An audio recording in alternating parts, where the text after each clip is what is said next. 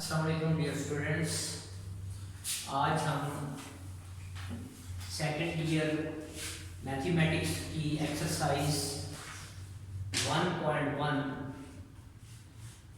जो है उसको आगे कंटिन्यू करते हुए क्वेश्चन नंबर 6 करते हैं। ये फर्स्ट चैप्टर का लेक्चर 4 है, या समझिए 1.1 का लेक्चर 4 है। ये हम करने जा रहे हैं। HSSC2 सेकंड ईयर कहते हैं इसको, मैथमेटिक्स एक्सरसाइज 1.1 लेक्चर 4 है इसका। ये क्वेश्चन है, मैं ये क्वेश्चन इसलिए लिख दिया है कि वो लोग जिनके पास अभी बुक्स नहीं अवेलेबल वो ये क्वेश्चन नोट कर लें और उनको कोई प्रॉब्लम ना हो। तो मैंने ये क्वेश्चन इसलिए यहाँ लिख दिया है, जिनके पास बुक्स नहीं है उनके लिए, क्योंकि मैंने सुना है कि अभी बुक्स अवेलेबल नहीं है मार्केट में। भारत हम स्टार्ट करते हैं। A stone falls from a height of 60 metre. एक स्टोन जो है, पत्थर जो है वो 60 मीटर की हाइट से फेंका गया है जमीन की तरफ on the ground. Height h, इसकी हाइट जो है वो h है। आफ्टर x सेकंड, टाइम जो है वो x सेकंड में इज अप्रोक्सीमेटली बाय, इस फार्मूला के तहत जो है ये स्टोन जो है ये फार्मूला जो है वो जमीन की तरफ गिरता है। h is the function of x, यानी h किस पे डिपेंड कर रहा है? टाइम पे। x टाइम है और h जो है वो इसकी हाइट है।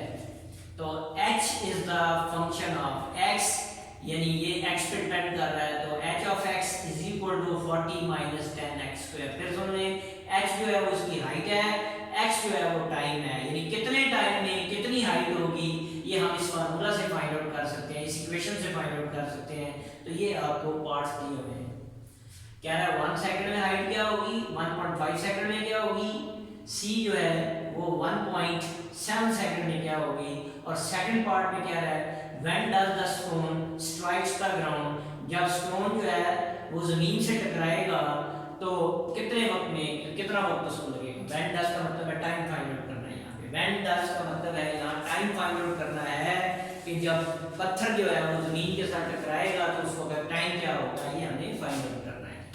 तो ये हम फंक्शन लिखते हैं जिसके तहत ये मूव कर रहा था। h of x is equal to 40 minus 10x square। ये फिजिक्स में प्रॉब्लम आपने की होंगे फर्स्ट ईयर में भी। तो यहाँ हम इसको करते हैं। h is the function of x, x time है और h उसकी हाइट है। तो इसमें से चले मैं पहले ये पार्ट कर लेता हूँ। a if x is equal to 1 second, अगर x जो है 1 सेकंड हो तो फिर क्या होगा। If x is equal to 1 second, putting in, इसको 1 का नाम देता हूँ 1, ये 1 इसमें हमने पुट कर दिया। तो पुट करते हैं h ऑफ, यानी 1 सेकंड में जो हाइट होगी वो क्या आ जाएगी 40 इंटू 10 इंटू 1 इसका स्क्वायर। तो h height in 1 second, h 1 h नहीं कर देना, इसका मतलब ये 1 सेकंड है। Height in 1 second is equal to 40 minus, क्योंकि x जो था 1 सेकंड था, यहाँ हमने 1 पुट कर दिया तो 1 का स्क्वायर 1 इंटू 10 तो 10 आ जाएगा। ये आ जाएगा कि 40 में से 10 निकाल दिया 30, तो 30 मीटर की हाइट पे 1 सेकंड में वो 30 मीटर की हाइट पे पहुंच जाएगा।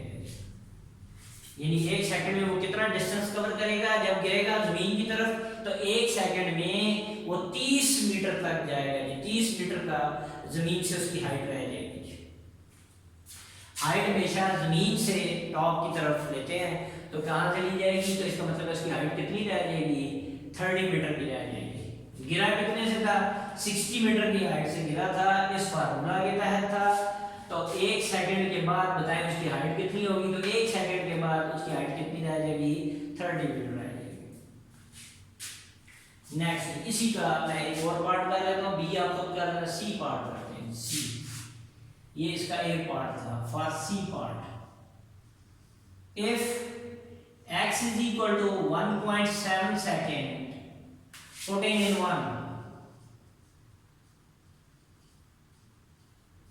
में पुट कर दिया तो देयरफॉर क्या आ जाएगा h of यानी height in 1.7 seconds is equal to, इसको थोड़ा सा छोटा लिख लेना चाहिए, तो 1.7 second is equal to 40 minus 10 into 1.7 whole square.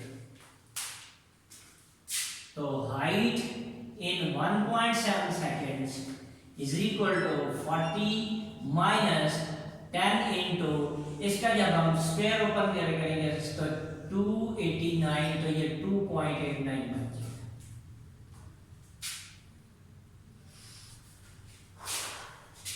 अब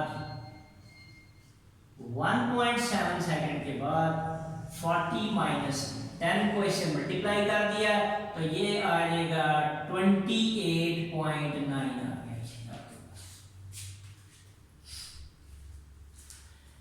तो 10 से ये मल्टीप्लाई हो गया, अब हम माइनस कर देते हैं h इंटू 1.7, तो ये आ गया आपके पास। जब हम माइनस करेंगे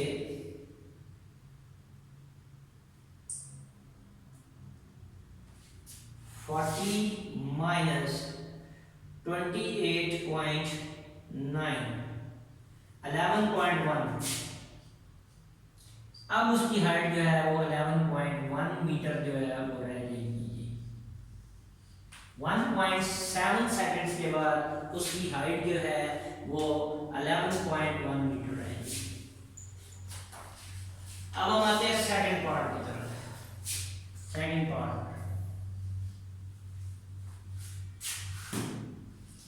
इसमें कह रहा था when does the stone strikes the ground, stone जो है वो ग्राउंड के साथ जब स्ट्राइक करेगा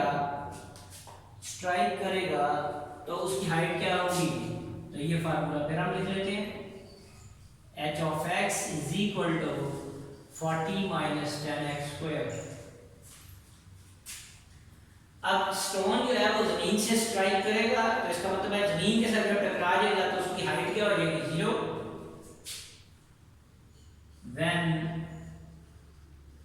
stone, ये इसका मतलब है x is the function of x, ये फंक्शन को शो किया गया, x मल्टीप्लाई नहीं हो रहा। ये आपने याद रख लेना, हाइट जो है वो किस पे डिपेंड कर रही है, x पे, ये इसके साथ मल्टीप्लाई नहीं हो रहा, फंक्शन को सिद्धांत किया है x is the function of x, इसको रिप्रेजेंट किया है। हाइट किसका फंक्शन है, टाइम का फंक्शन है। तो when stone strikes the ground,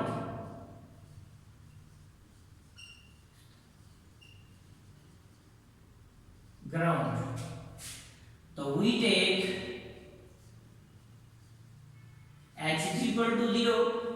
understood है, जब जमीन के साथ टकराएगा तो हाइट क्या रह जाएगी, 0 रह जाएगी। तो हमने h क्या पुट कर दिया, 0। तो therefore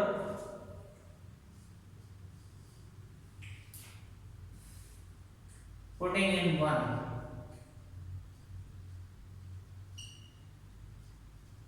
इसमें पुट कर दिया, ये 0 आ गया, हाइट 0 हो गई। मैं फिर कह रहा हूं ये फंक्शन का सिंबल है, x is the function of x, x से मल्टीप्लाई नहीं हो रहा है, h 0 ले लिया।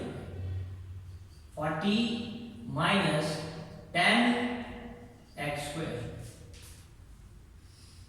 अब माइनस 10x स्क्वायर को इस तरह ले आते हैं तो बन जाएगा plus 10x square is equal to 40। 10 पे डिवाइड कर दिया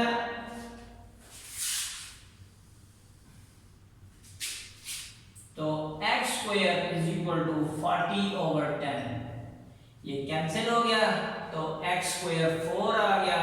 तो इसका स्क्वायर रूट हमने ले लिया, तो x is equal two plus minus, सिर्फ प्लस का लेना है क्योंकि टाइम जो होता है वो नेगेटिव नहीं है, वो पॉजिटिव ही लिया जाता है। तो x is equal to 2 seconds. तो इसका मतलब है कि वो जमीन के साथ जब टकराएगा तो टकराने में कितना वक्त लगेगा, 2 सेकेंड का। तो after 2 seconds the stone will strike to the ground, वो जमीन के साथ 2 सेकंड में टकराएगी। 60 मीटर की हाइट से जब हम उसे छोड़ेंगे तो जमीन के साथ टकराने में उसको कितना वक्त लगेगा, 2 सेकंड का वक्त लग जाएगा। तो ये आपका आंसर आ गया। अब है जी क्वेश्चन नंबर 7। इससे पहले आप पैरामीट्रिक फंक्शंस आप समझ लें। पैरामीट्रिक फंक्शंस या उसमें आप इक्वेशंस भी क्या है, पैरामीट्रिक इक्वेशंस क्या है, चलिए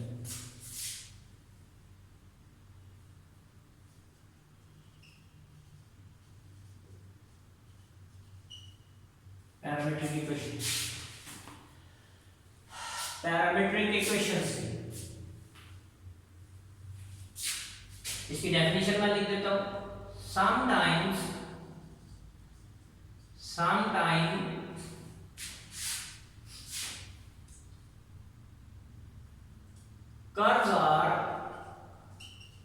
curves are described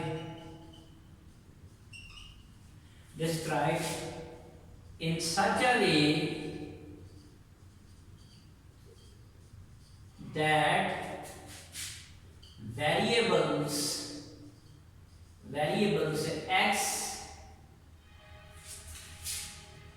and y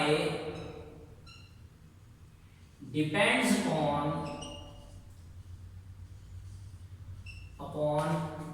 a third variable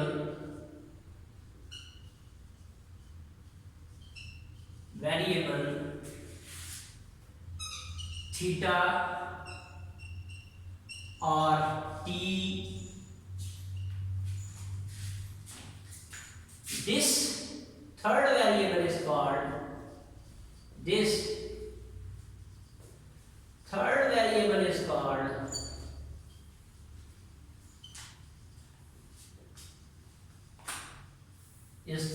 parameter.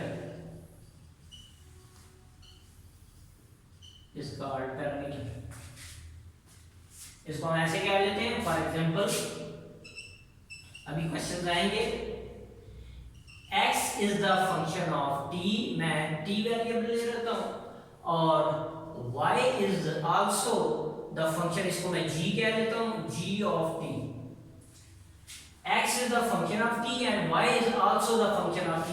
ये एक अलग फंक्शन है, ये एक अलग फंक्शन है, तो इसमें फंक्शन को g कह दिया, इसमें f कह दिया, लेकिन दोनों ही किस पे डिपेंड कर रहे हैं, थर्ड वेरिएबल t पे डिपेंड कर रहे हैं। तो इसका मतलब है t इंडिपेंडेंट है और ये डिपेंडेंट है, इसमें t इंडिपेंडेंट है, y डिपेंडेंट है। तो x और y जो वेरिएबल है वो एक थर्ड वेरिएबल पे डिपेंड कर रहे हैं।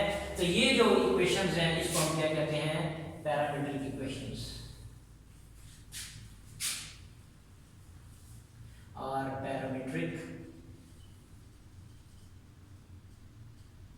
equations of a curve। फिर मैं इसको टिक कर देता हूं।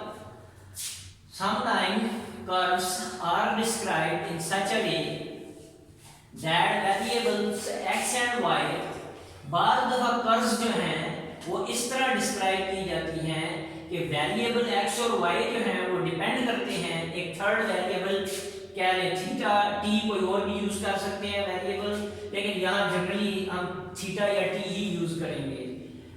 This third variable is called parameter. इस थर्ड वेरिएबल को हम क्या कहते हैं, पैरामीटर कहते हैं। For example x is the function of t and y is also the function of t। तो ये दोनों इक्वेशंस जो हैं वो किसी कर्व को रिप्रेजेंट कर रही होंगी। ये हम कोनिक सेक्शन में पढ़ेंगे, लेकिन अभी हम यहाँ क्वेश्चन करेंगे तो वो कर्व का नाम मैं साथ बताता जाऊंगा वो कौन सी हैं। तो x is the function of t, y is also the function of t, और parametric equation of a curve. तो ये किसी कर्व को रिप्रेजेंट करेंगे ये दोनों। अब हम क्वेश्चंस की तरफ आ जाते हैं जी।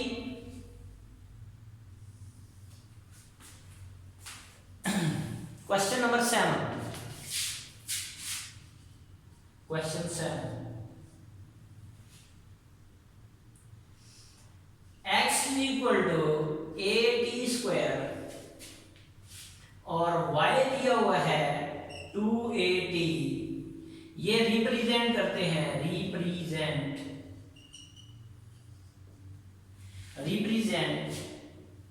पैराबोला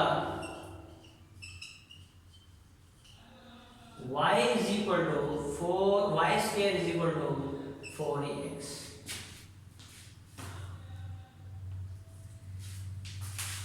कह रहा है कि ये दोनों जो हैं ये पैरामीट्रिक इक्वेशन है किसकी, पैराबोला की। पैराबोलिक शेप आपने देखी होगी, जिस तरह के आपने डिश एंटीना देखे होंगे पैराबोलिक शेप के। आप देख लें हेडलाइट्स गाड़ियों की जो होती हैं, जो मोटरसाइकिल की जो हेडलाइट्स होती हैं वो जो है वो पैराबोलिक शेप की होती हैं। इसी तरह आपने अगर एग जो है उसको अगर दरमियान में से काट लें तो दोनों जो शेप बनेगी वो अलग अलग जो है वो क्या बन जाएगी, पैराबोला को रिप्रेजेंट करेंगी। तो पैराबोलिक शेप जो है यानी ये दोनों इक्वेशंस पैरामीट्रिक इक्वेशन है किसकी, पैराबोला की। इन दोनों को हम सॉल्व कर देंगे। अगर हमारे पास ये इक्वेशन आ जाती है तो इसका मतलब है ये दोनों इसकी पैरामीट्रिक इक्वेशन है। यहाँ देख लें x किस पे डिपेंड कर रहा है, t पे, y भी किसको डिपेंड कर रहा है, t पे। तो ये जो फंक्शन मैंने लिखे थे x भी t पे डिपेंड कर रहा है और y भी किस पे डिपेंड कर रहा है, t पे डिपेंड कर रहा है। तो इन दोनों को सॉल्व करके हम t वेरिएबल को एलिमिनेट कर देंगे। इन दोनों इक्वेशंस को इस तरह सॉल्व करेंगे कि एलिमिनेशन हो जाएगी वेरिएबल t की, जो थर्ड पैरामीटर था उसको हम एलिमिनेट कर देंगे। तो हमारे पास ये इक्वेशन बन जाएगी। आप देख रहे होंगे इसमें पैरामीटर t नहीं आ रहा। सॉल्व करते हैं हम। x is equal to 8t square and y is equal to 280। अब हम देखते हैं कहां से t की वैल्यू इजीली हम निकाल सकते हैं। यहाँ पर t स्क्वायर और यहाँ पर क्या है सिंपल t, यहाँ से भी निकाल के इसमें पुट कर सकते हैं, लेकिन हम यहाँ से t हमें इजीली मिल जाएगा वो इसमें पुट कर देंगे। तो t की वैल्यू यहाँ से निकाल ली तो ये बन जाएगा आपके पास y ओवर 2a, इधर मल्टीप्लाई हो रहा है इधर आके डिवाइड हो जाएगा। तो ये t की वैल्यू मिल गई आपके पास। t की वैल्यू आ गई y ओवर 2a, इसमें पुट कर देते हैं। Putting t is equal to y over 2a, put करेंगे इसके अंदर। x is equal to a into t की जगह y over 2a whole square. तो x is equal to a into y square over 2 to the 4 ये इससे cancel हो जाएगा। तो x is equal to y square over 4a, एक power से कैंसिल हो गया। इसको हम इधर मल्टीप्लाई कर देते हैं, इसके नीचे 1 है, ये इससे मल्टीप्लाई तो क्या आ जाएगा वाई स्क्वायर, क्रॉस मल्टीप्लाई कर दिया ये इससे मल्टीप्लाई होगा तो क्या आ जाएगा 4ax। तो देख उसने हमें कहा था ये पैराबोला की इक्वेशन आनी चाहिए, तो ये हैंस प्रूव्ड, यही हमारा प्रूफ था।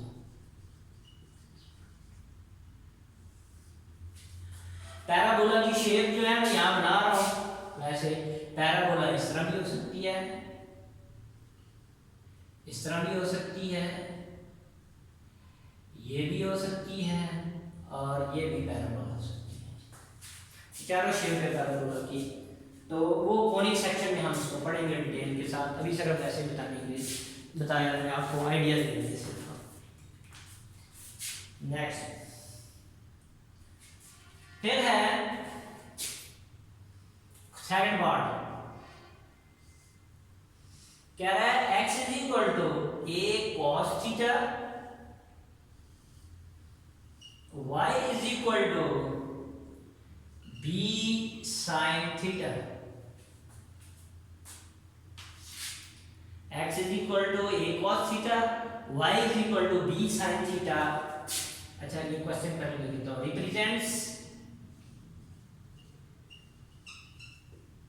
रिप्रेजेंट इलिप्स एक्स शेप जिसे कहते हैं, इलिप्स एक्स शेप। ये है जी x square over a square plus y square over b square is equal to 1। यानी ये दोनों इक्वेशंस जो है वो पैरामीट्रिक इक्वेशन है, इक्वेशंस है इलिप्स की।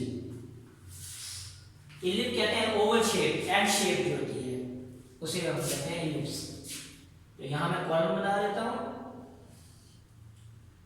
x is equal to a cos theta और y is equal to b sine theta. अब हम इसको इस तरह सिंप्लीफाई करेंगे कि इसमें cos थीटा और sin थीटा एलिमिनेट हो जाएंगे। इसको इस तरह सॉल्व करेंगे हम। सबसे पहला स्टेप, a इधर मल्टीप्लाई हो रहा था, इस तरफ डिवाइड कर दिया, तो x over a is equal to cos theta. अब दोनों साइड हम स्क्वायर ले लेते हैं, taking square on both sides, x over a whole square cos theta whole square, तो बन जाएगा x square over a square is equal to cos square theta. ये इक्वेशन 1 बन गई है आपके पास।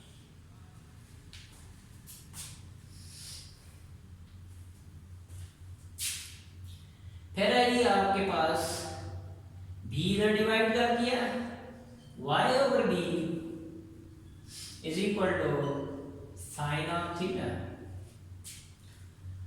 दोनों तरफ हमने इसको यानी स्क्वायर ले लिया,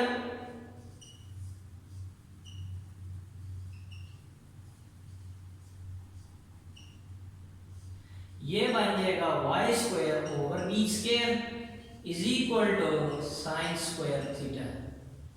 इसको मैंने 2 का नाम दे दिया। अब आप कह रहे होंगे कि पहले आपने डिवाइड किया था इस क्वांटिटी को, तो हमें देखना पड़ेगा, बाद दफा मल्टीप्लाई करना पड़ेगा, बाद दफा डिवाइड करना पड़ेगा। ये थोड़ा सा आपको एनालाइज करके चलना पड़ेगा कि एलिमिनेट किस तरह हो सकता है। तो ये आपके पास दो इक्वेशन आ गई। अब मैं इन दोनों को ऐड कर देता हूं, एडिंग 1 एंड 2, तो x square over a square, left side left में ऐड हो जाएगी, y square over b square is equal to right right में ऐड हो जाएगी, cos square theta plus sin square theta. Left left में add, right right में add कर, तो आंसर आपके पास आ गया x square over a square plus y square over b square. तो आपको पता है cos square theta plus sin square theta किसके इक्वल होता है, 1 के। ये आपने ट्रिग्नोमेट्रिक आइडेंटिटी पढ़ी हुई है। सिंस सामने बता रहा हूं cos square theta plus sin square theta 1 के बराबर होता है, तो यही आपने प्रूव करना था, हेंस प्रूव्ड। ये आपके पास इलिप्स की इक्वेशन है, अभी नहीं। अच्छा जी, ये आपके पास ये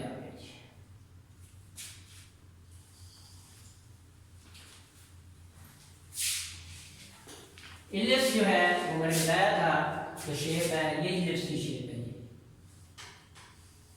ये egg shape, Oval shape ellipse.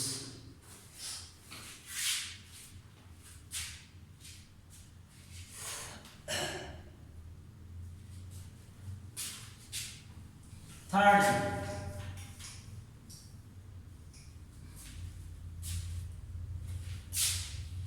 x is equal to a secant theta, y is equal to b tan theta represents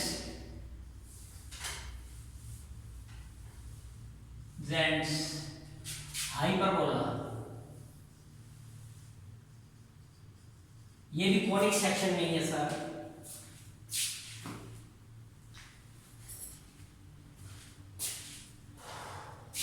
इधर भी कॉलम बना लेते हैं हम, तो x is equal to a secant theta, यानी ये दोनों पैरामीट्रिक इक्वेशन हैं इसकी, x square over a square minus y square over b square is equal to 1। ये आंसर आना चाहिए आपके। x square over a square minus y square over b square is equal to 1, यानी ये दोनों parametric equations हैं इस hyperbola की। ये आपका आंसर आएगा इन दोनों को सॉल्व करने से। x is equal to a secant theta ले लिया और y is equal to b tan theta. इधर भी वही काम करेंगे जो पिछले क्वेश्चन में किया था, इधर डिवाइड कर दिया, x over a is equal to secant theta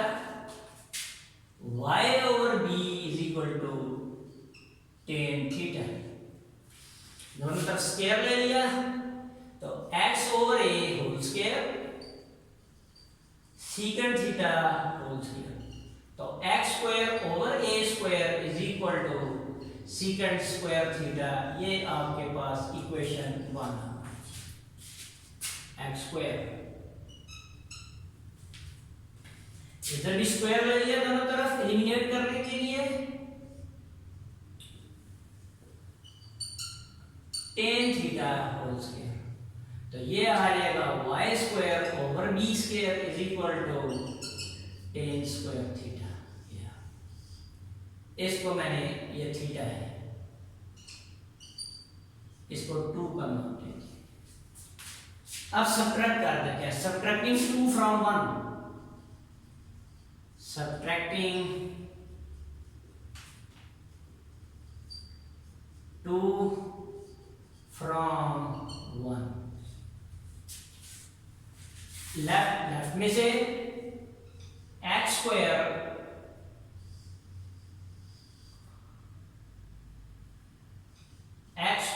over a square minus y square over b square is equal to secant square theta minus tan square theta. Subtract कर दिया, लेफ्ट में से लेफ्ट को, right में से right को। तो क्या आ गया answer? x square over a square minus y square over b square is equal to, ये फार्मूला है 1 का। तो इसके सामने सिंस करके बता देंगे, यहां से ये इसके सामने लिखना है सिंस करके। Since secant square theta minus tan square theta किसकी इक्वल होता है? 1। तो ये हमारा आंसर आ गया जी, हेंस प्रूव्ड।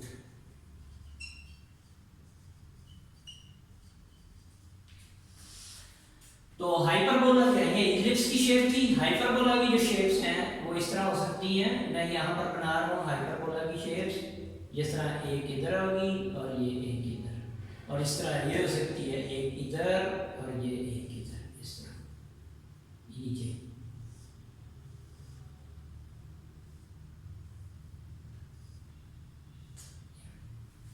ये हाइपरबोला का रिप्रेजेंट है। तो उम्मीद है आज आपको ये हमारा सारा लेक्चर समझ आ गया होगा मेरा। और ये हमने पैरामीट्रिक इक्वेशंस को आपस में सॉल्व करके हमने बता दिया कि ये इस कर्व को रिप्रेजेंट कर रही है, ये जो थी पैराबोला को रिप्रेजेंट करती है, ये इलिप्स को, एक्स शेप को, और ये जो है वो हाइपरबोला इन शेप्स को रिप्रेजेंट करती है। ये कोनिक सेक्शन के हैं। तो ये पैरामीट्रिक इक्वेशंस का टॉपिक था। तो उम्मीद है कि आपको समझ आ गई होगी। इंशाल्लाह नेक्स्ट लेक्चर में आप मिलेंगे। अल्लाह हाफिज़।